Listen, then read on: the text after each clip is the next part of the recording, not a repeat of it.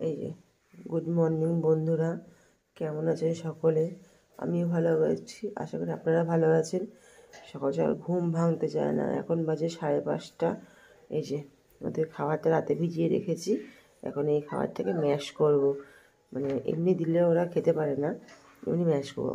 যদি শেখায় তাহলে হয়তো খেয়ে নেবে, কিন্তু ফিডিং বোতলে খাওয়ালে কি তাড়াতাড়ি হয়ে যায়, অনেকবার খাওয়াতে হয়, তারপরে অনেক কাজ থাকে, আর আমি পেরে উঠি না এত। তার জন্য এটাকে ম্যাশ করি, ম্যাশ করে এই যে এরকমভাবে ম্যাশ করি, দেখতেই পাচ্ছেন এভাবে ম্যাশ করে ম্যাশ হয়ে যায়। 2 ঘন্টা ভেজালেই নরম হয়ে যায় পুরো।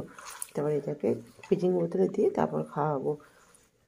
তারপর যদি আমার ভিডিওটি যদি ভালো লেগে থাকে, প্লিজ লাইক, শেয়ার এবং কমেন্ট বক্সে কমেন্ট করবেন, এবং প্লিজ সাবস্ক্রাইব করতে ভুলবেন না। যে সারাদিনে ব্যস্ততার মধ্যে যেটুকু পারি সেটুকু আপনাদের সঙ্গে শেয়ার করার চেষ্টা করি। এই যে খেতে দেব, তা এক এক করে বার করে গামলায় রাখি। আর এই যে একে মানে কোলে নিয়ে আমার খাবার গুলতে হবে, কোল থেকে নামালে হবে না, আমি ছটফট করতে হবে, মানে গামলা থেকে পড়বে। আর এই যে ইনি কাপড়, একটা কি কাপড় পেয়েছে, মানে পুরো খাঁচার উপর তো মানে কাপড় টাপড় দিয়ে রাখি যাতে ঠান্ডাটা না ঢোকে, কারণ ডাইনিং প্লেসটা না অনেকটা বড়, তো ভীষণ ঠান্ডা ডাইনিং প্লেসটা। তাই জন্য এই কাপড়টা এখন পেয়েছে, পেয়ে এখন কামড়াতে শুরু করছে, কাপড়টা এখন ছিঁড়ে থবে।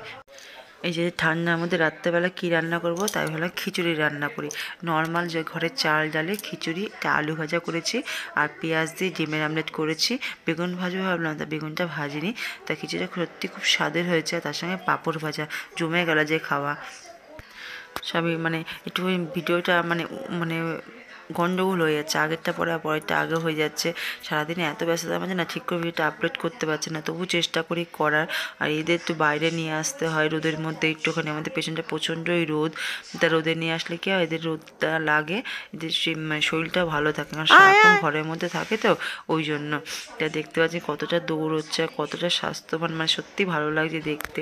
আর বেশি ভালো লাগছে কি, যে এই যে হাতের পরে এক একটা দিন এক একটা মানে মুহূর্ত যে কীভাবে যত্ন করে ওদের রাখতে হয়, যাদের মানে আমি তো তৈরি করে দিলাম, এবার যাদের বাড়ি যাবে তারা বড় বাচ্চাই পাবে, কিন্তু এই যে ছোটো থেকে এত বড় তৈরি করাটা না সত্যি সত্যি খুব কষ্টকর। মানে যার হাতে তৈরি হয় একমাত্র সেই জানে যে কতটা কষ্টকর।